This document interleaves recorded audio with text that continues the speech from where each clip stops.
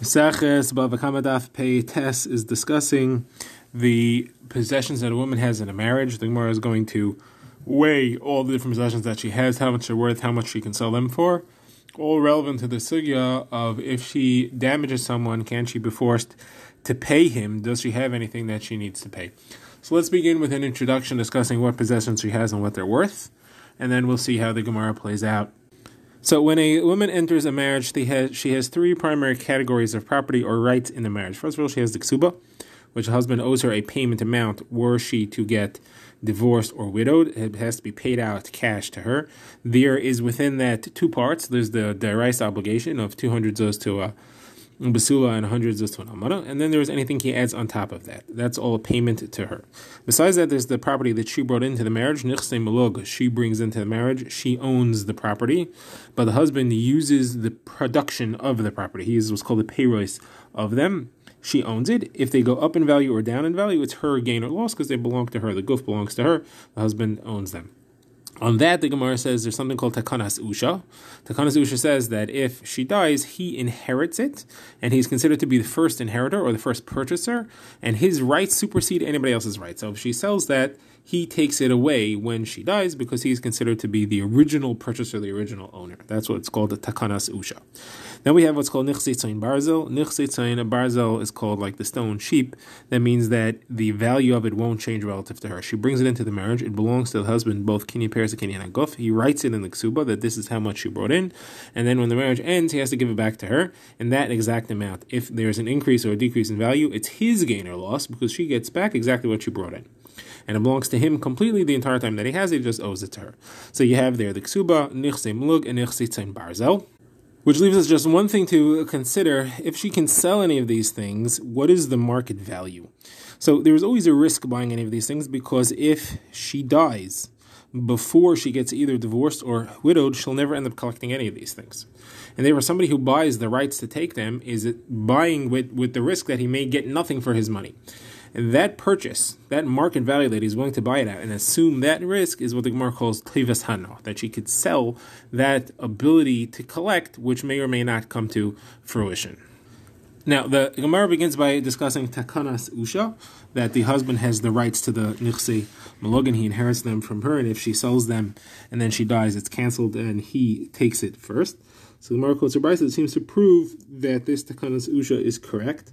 Brisa says that if Edim come in and testify that somebody divorced his wife and paid up the ksuba already, and it turns out that they were liars, they became Edim Zaymimim. So what do they need to pay? What were they planning? What were their scheme? What would that have deprived her of? So it would not have fully deprived her of the ksuba. They said that her ksuba was paid, and it wasn't, so they're theoretically depriving her of her ksuba and whatever payments go along with it, the nichse malug and whatever is included. But they're not really depriving her of it because she may never get it. So the only thing they're depriving of her of is the current market value of that tevas hana that she could have sold it for, assuming risk. They're depriving her of that, and that's the amount that they need to pay her. So the Gemara's question is, if the takanas usha is not true, and the wife has a right to sell the property, and the husband would not inherit it, then the full value of the ksuba is what they are depriving her of, because she could sell it now, and there's no risk, because she's selling it now. She's selling the kinyan haguf, and the husband's not going to get it. The fact that she's only able to sell, she's therefore only awarded by the Edim Zaymim tevas hana, shows that the risk is there, and if the husband were to inherit her, if she were to die first, the husband would inherit, and it would be valueless. So therefore we prove that takanas usha is true. Now the Gemara rejects this. The Gemara says that Abaye says no. It could be that the husband would not collect the nichse malug because takanas usha is only on the nichse malug, but the nichse tzayin barzel he certainly would be able to collect and keep because that belongs to him. He owns kinyan peres and kinyan aguf on that, as we said in our hakdama. So therefore, that's why there is a tevas hana there. That's why it's not the full amount, because that property certainly she can't sell. However, the nichse malug, it could be that she could sell. Now the Gemara speaks a little bit about the concept of tevas hana, the ability that she has to sell it at market value with the assumed risk. So the Gemara says that money goes to her. It doesn't go to the husband at all. So if she decides to sell her ksuba, nichse malug, whatever rights she has, she collects the money and keeps it for herself. It does not go to her husband, even though he is her husband. And the proof from that is from this very sugya, that the Edim Zaymim have to pay that to her. If she would have to give that to her husband, so then what are the Eidim Zayim paying her for? She doesn't have any right to sell anything. She could sell a ksuba, and then that money would go to her husband. Obviously, if she sells that, it stays by her and doesn't go to her husband. So the Gemara rejects this, and the Gemara says, no, it could be that it goes to her husband. But still, the Eidim Zayim have to pay her because she benefits from her husband getting the money. The fact that she sells that and it goes to her husband increases the money in the household. And she would gain from that also. So it could be that's why the Eidim Zayim needed to pay her, and that's the amount that they need to pay. Now, Rava says, halach l'maisa, we say that the money does go to her, the husband doesn't get to keep it, and he also doesn't get fruits of it. Like, you can't force her to buy trees with it, and he can eat the fruits of the trees. He doesn't get the money or the fruits. And the reason is because this money itself is the fruits of the nechsei malug. That's what she's selling in the first place. Therefore he gets the payros of it. She owns the kinyan guf. She's selling the guf. He has the payros already. He doesn't get the payros again. What we call payra de payra. She has no rights. He has no rights to that. Now, back to our sugya, the Gemara says that Rav Papa and Rav Huna Breder of Yeshua came from Rav's Yeshiva, and they said we have another eye to the concept of takanas usha from our last Mishnah. Mishnah over there said that if somebody gets into an accident with an Evan and an Isha, he's going to lose either way. If he causes an injury to them, he needs to pay them. If they cause an injury to him, they don't pay him because they don't have any money of their own. So you see that a woman who causes a hezek to someone doesn't need to pay because she doesn't have any money of her own. Says Gemara, if not for takanas usha, she has money of her own. She can sell her nechsei malug. She owns the kinyan guf in the nechsei malug. She can sell that and then use that money to pay off the person that she injured. Obviously, in the fact that she doesn't have to pay anything, she can't sell that nechsei malug, and the reason she can't is because there's takanas usha that says that it goes to the husband. So on this, the Gemara asks, well, we just said that there's teivus hana. She could sell it for the current market value, assuming the risk that it may never be collectible. So obviously, the only way to explain this brayso that the reason she can't sell it is because it's talking about where there were no nechsei malug. She didn't bring any nechsei malug into this marriage, and that's therefore you have no raya that to takanas usha because we're talking about where there were no nechsei malug. It could be if there were, she would have to pay off the person that she injured. So now the Gemara asks, what about the ksuba? What about the actual cash money that's written into the ksuba? Why can't she sell that for teivus hana? Let her sell the current market value of that, assuming the risk that it might never be collected, and use that to pay him off. Even if she doesn't have nechsei malug, she has a ksuba. So now the Gemara has to answer this. So the Gemara first wants to say that this is Rabbi Meir's opinion, who says that she can't sell off her ksuba. It is also for a man to be married to a woman without her having a ksuba. Chazal were matakin a ksuba, that she collects money if she's divorced. She does not fully give herself over to the marriage if she doesn't have that right. She's afraid that husband will divorce her at any time without having to pay anything. And therefore, it's also for him to stay with her unless she has the ksuba. Therefore, she can't sell the ksuba. Someone says, I don't understand what you mean. If she sells the right to collect it, she still has the guarantee that he's not just going to divorce her. Because if he divorces her, he still has to pay the ksuba. She may not get it, but the buyer will get it, and therefore the deterrent for him just divorcing her easily is still there. So let her still sell it off. What's the problem? So the Gemara therefore says that the reason must be because a teivus hana is just a promise to collect, and you can't sell a promise. There is no shibud on a promise. So Gemara says, why not? It has a market value. Anything that has a market value should be able to be sold, even though it's just words. So the Gemara therefore says, a different reason, our third attempt, Shmuel. The Shmuel says that if somebody sells an obligation, then the one who sells it can actually be meichlet. So if someone owes you $100, you can sell the right to collect $100 and then go and be meichlet. And the person who bought it now is left with nothing. He's left holding an empty bag. So here, what's going to happen? The woman's going to sell the right to collect the ksuba and then go be meichlet to her husband. Now, she'll for sure want to do that because remember who she's giving it to now. She's selling it in order to pay off a person that she injured. She doesn't care about the person that she injured. She cares much more about her husband. Why should her husband have to pay money to him, to this guy that she injured? So she'll be meichel the ksuba to her husband. She'll say to her husband, I'm meichel, you don't owe me the ksuba. And then whoever is collecting it as a payment for her injury that she caused him is going to lose. Now, maybe you'll say, you know what? So let her not give it to the person she injured. Let her sell it. Let her sell the right to some Joe Schmo. That's not the person that she injured, and then she'll take the money and pay it to the person that she injured. Someone says, no, because she'll be meichlet for him also. Nobody's going to want to buy that. We don't want to have to sell it. So the Gemara says, you know what? Let her give it to the person she injured. As of now, he's getting nothing. So let her at least give this right to collect to him, and maybe she'll be meichlet, and he'll end up with nothing anyway. He doesn't lose. So the Gemara says no, because then the Beis Din are setting up a situation which is useless. You're being matriach a Beis Din to set up, to go to court and figure out and get to the bottom of the case and say that she has to go and give it to the person whom she injured. It's worth nothing. She's going to be meichel anyway, so the whole thing is a waste of time. We're not going to do that. Says the Gemara, okay, I hear. But my raya then to Tekanas Usha is from a similar brisa. Brisa talks about where she actually injured her husband. So there the halacha is she doesn't lose her ksuba. She still collects the ksuba from him. She doesn't pay him anything, and she doesn't lose the ksuba. So it says the Gemara, why not?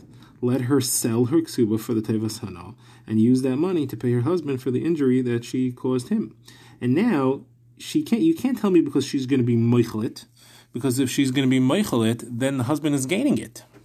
He's gaining the money, so he's getting paid for the injury that he got. So what's going to help him b'chila? Either way. So why do we say that he can't collect anything? So the Gemara says, okay, so here the reason must be because of Rabbi Meir, that she can't stay without a ksuba.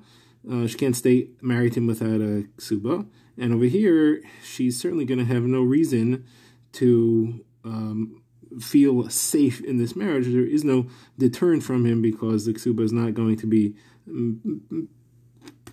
paid at all. So says the Gemara, what do you mean? The whole reason that she has to have a ksuba is because otherwise it's too easy to divorce her. So let the husband just divorce her. Let her divorce her. And now he's supposed to pay the ksuba, and he'll not pay the ksuba, and that'll be the payment for his injury. So let him do that.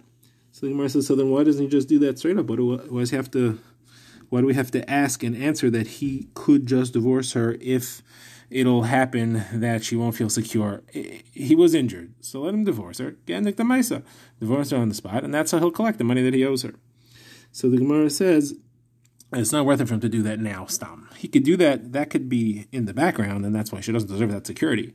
But it's not worth it for him to just divorce her to collect the money, because we're probably talking about a case where the money that she owes for the chavala, for the injury, is much less than the actual ksuba. Ksuba, let's say, the Gemara says, is 25 slime, which is 100 zuz, which is the ksuba of an almana, smallest ksuba. She probably injured him in 4 slime. So 4 out of 25, it's not worth it for him to pay her the 25 just so that he could get back 4 for his injury. And therefore, that's the situation. That's why it's not worth it for him to do that. So says the Gemara, if you're telling me that her ksuba is a lot, it's more than the standard, so then, 1 second, Rabbi Meir only said that she has to have the minimum ksuba d'oraisa. That's what she has to have to stay safe in the marriage. But if he promised more than that, so let him collect that as a payment for his injury. Let her lose her right to collect that money. She'll still be satisfying with Meir's requirement she have a ksuba, because she'll have the basic ksuba. But the more she won't have. So the more answers to that, no, we're not talking about where the more is equal to that. The more, we're saying that there is no great amount of extra ksuba. There's just the injury was a small injury, and therefore it's not worth it for him to pay her the ksuba just to collect that, but it's not really more than the actual ksuba d'oraisa.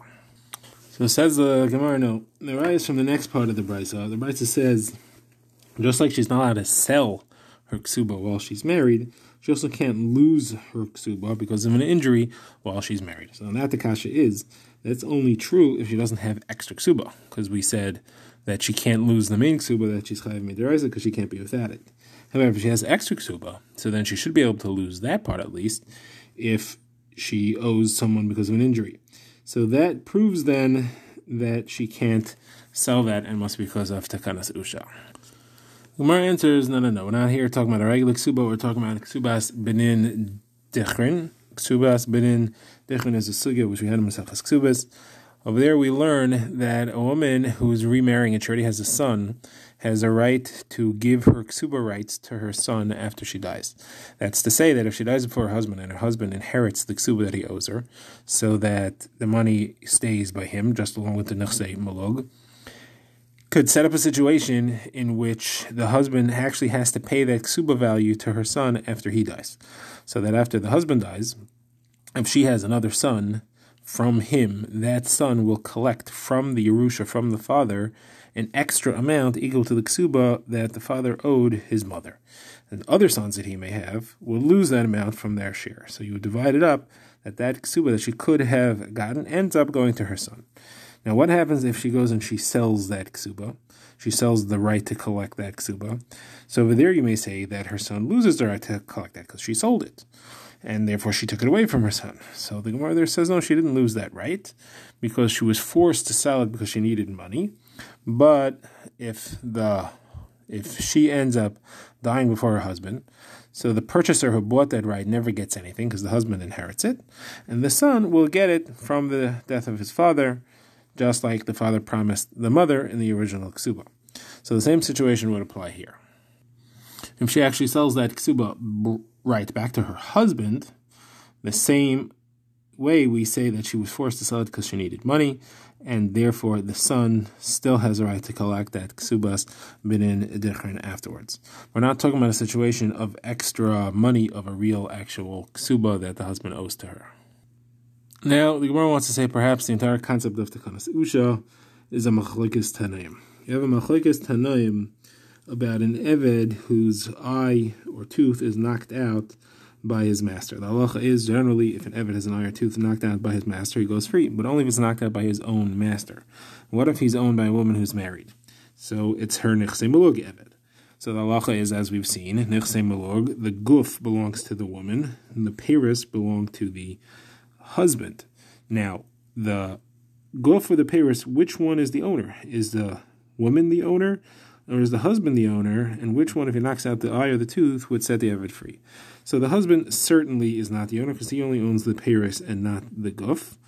What about the woman? She owns the guf. Does that count? Is that enough?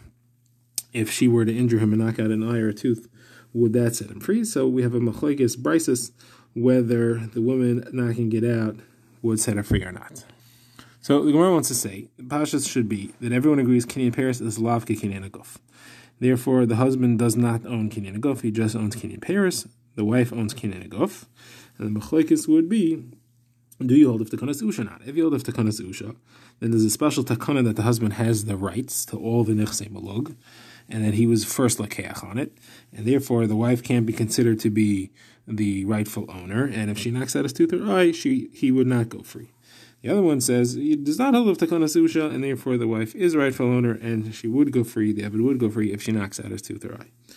So Gemara says, no, this is not necessarily the pshat. It could be that everyone really holds of takanas usha. One is talking about before, one brisa was said before the takana, one brisa was said after the takana. Or I could tell you that they're both after the takana, and they both hold of takanas usha. But the one that says that the woman, if she knocks out his eye, he goes free, holds of a halacha said by Rava. Rava said if you owe money to someone and you have a shiba that he can collect it from a specific thing, and then you take that thing and you're makdash it, or it's chametz and becomes asur hana over Pesach, or it's an eved and you free it, it's no longer collectible because the shibud has been destroyed, became isur hana, became hektish, became chametz, or became freed.